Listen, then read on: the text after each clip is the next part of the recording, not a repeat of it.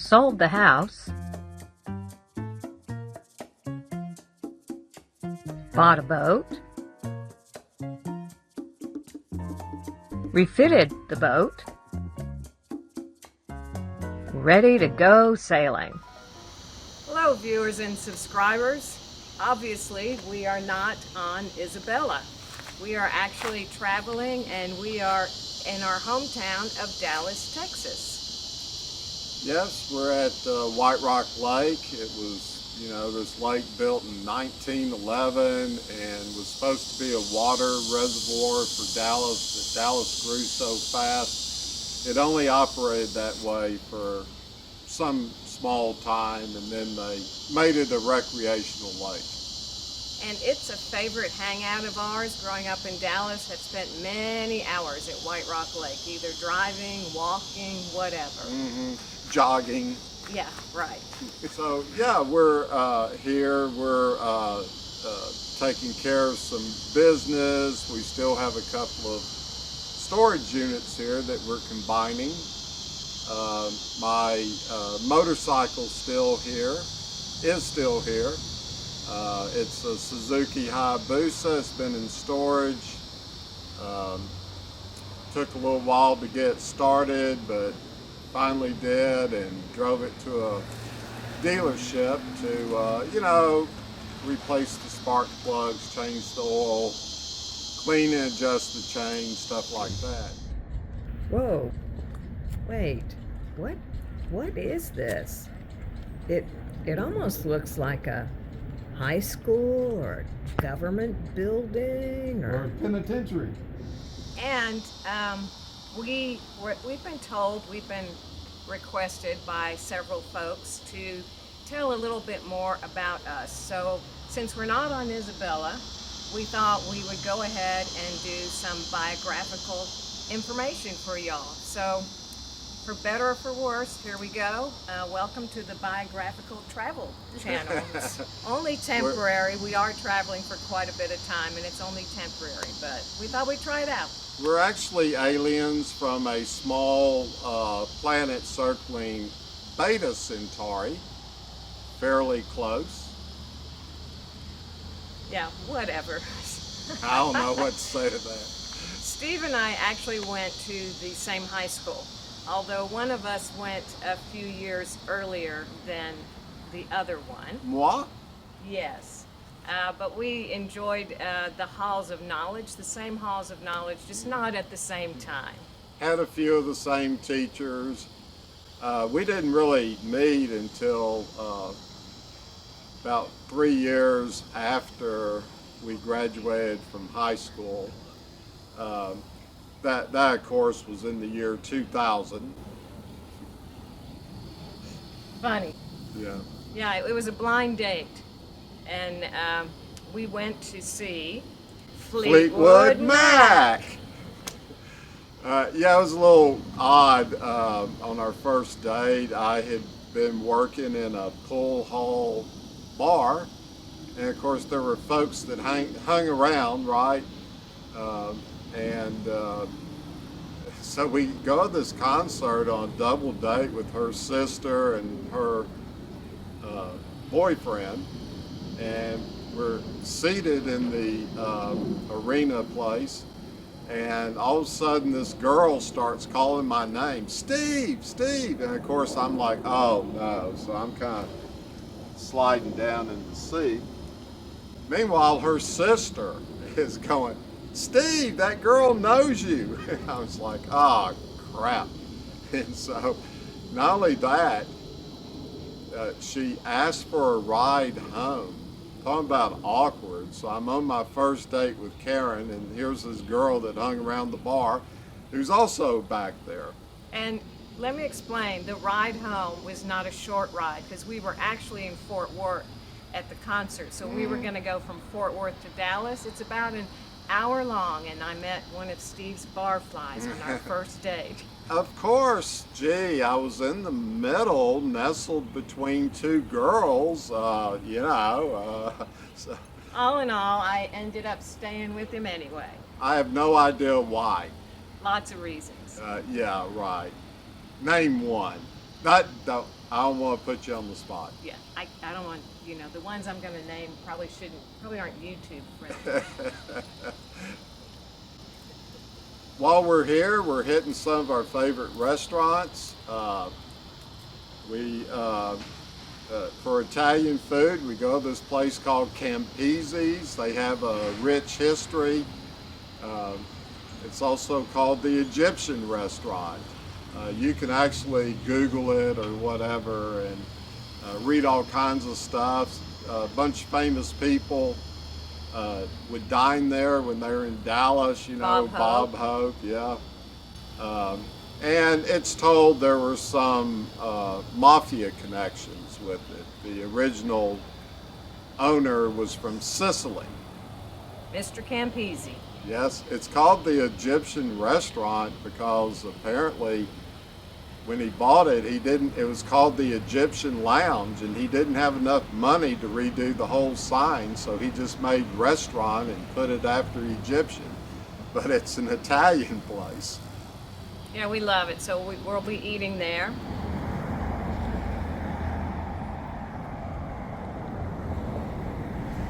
Here we are in Campisi's. I am getting the pizza. Lasagna for me.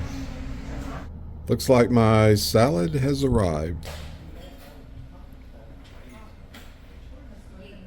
Each booth has its own jukebox. You might be hearing some Patsy Cline or some Frank Sinatra. Ice in the urinals. There's also our favorite Greek place called Kostas. They have a great flaming saganaki cheese and delicious dolmas, and of course their lamb is always cooked just right. It is another good place, and we have a wine there that we like. It's a required taste. It's a Greek wine. It's called Ritsina, and so we always manage to get at least one bottle of Ritsina while we're dining. Yes, also we've been known to hit this old-timey drive-in called Keller's and to get a burger and tater tots. Here's our favorite burger drive-up joint. We've been coming here at least since we were in high school. Mr. Keller actually started this place over 50 years ago, and all his daughters were waitresses, and it's just a really cool place to hang out. And they have great food, surprisingly. Yeah, despite the fact they have some fancier burgers, I always get the hickory sauce meat. With tater tots. And here it is, tater tots and the burger. The burger is just meat, bun, and some sort of sauce on it. Of course, we're big fans of the State Fair of Texas. It was a bit of a family tradition where every year we'd go on opening day. Believe it or not, it used to be less crowded on opening day. It was real clean. And of course, we'd take the kids. We have 2 kids. We'd even take them out of school, and we'd take off work and go on opening day and eat Fletcher's corny dogs and Belgian waffles and all the good stuff there. I swear it's opening day that they take all those picture postcards of the state fair, but I do miss the state fair. It's Yes. an awesome activity to do. At the State Fair, here we are at the old Health and Science Museum, and as a young kid I used to go through this huge steel door into a bomb shelter and hang out. Here's the Cotton Bowl, a great stadium, and as a kid I would go to the Dallas Cowboy games there. Lots and lots of fun. This is the Texas Star. It is a huge Ferris wheel, and until 2013 it was the tallest one in North America. Lots of Art Deco buildings. I forget when they were built, but that's kind of what the Texas State Fair is known for.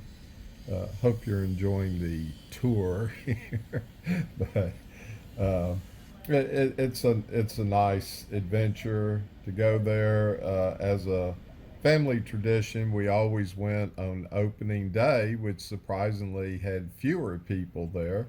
And we had our favorite fair foods, Fletcher's corny dogs and Belgian waffles and foot long hot dogs and uh, the Hans Mueller German uh, kind of tent restaurant they'd set up there. And they have this huge guy in the middle of all this called Big Tex. And the big thing was to go and meet at Big Tex. Of course, there were, several thousand people meeting at Big Tex. All of the rides were at the Midway.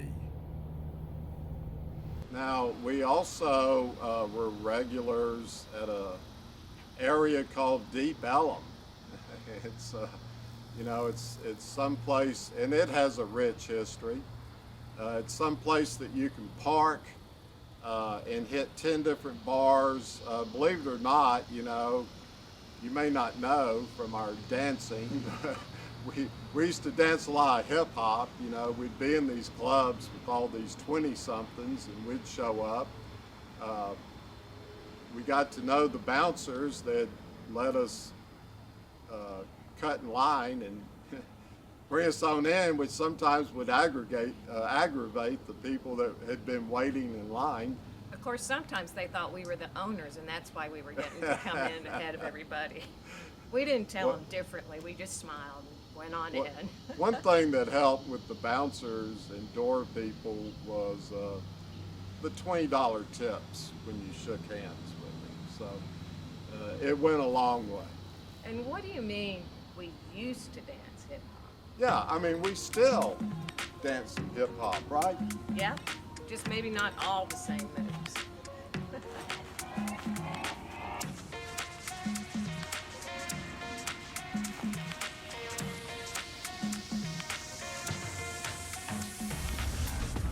Down here at Deep Ellum and our favorite Cajun place. Of course, this is T&A, Truth and Alibi, and look who's here. We used to dance here quite a bit. They also call it the Candy Factory. You had to have a password to get in, but for whatever reason, well, it could have been the $20 tips, the bouncers always let us in.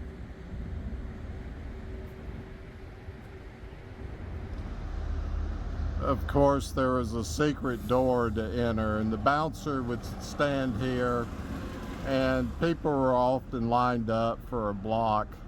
They would let us bypass the line. Of course, we danced hip-hop here. It's the Twilight Room. Often had some live music, a little bit of dancing. Trees often had live music, kind of semi-famous in this area. Three Links was good. They have a variety of stuff. A lot of times there were headbangers in here. They'd open up this garage door usually. It's too hot here now. On Premise, another hip-hop club we'd go by. Brick and Bones had a killer habanero mac and cheese. Here's Club Dada. They'd often have two live bands or a DJ. You could dance. The drinks were cheap. It was kind of a trendy joint. Society was another hip-hop club we frequented. Serious Pizza was open late. The Nines, they'd have EDM and hip-hop. It was kind of good. Dance upstairs, cheap drinks. Stir was cool. Downstairs restaurant. Upstairs, large opening windows that open up. You could dance up there. Here's High and Tight. Barber shop by day. Secret door to go into the club. Live bands. A little bit of bio. I'm this old beat up college professor, basically. I taught in the sciences, and I'm pretty much retired now. And I used to be a school teacher, and then I went to work for kind of a think tank in education. So I Good also. job. Oh yeah, it was a good job. I really liked it and liked the people I worked with. But yeah, I guess you could say I'm retired now as well. Mm-hmm.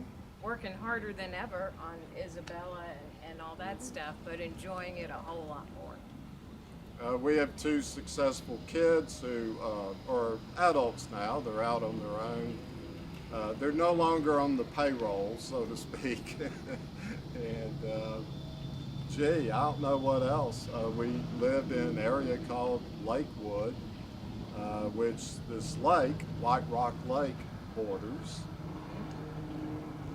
And can't think of anything else. We don't want to bore y'all too much, but that's kind of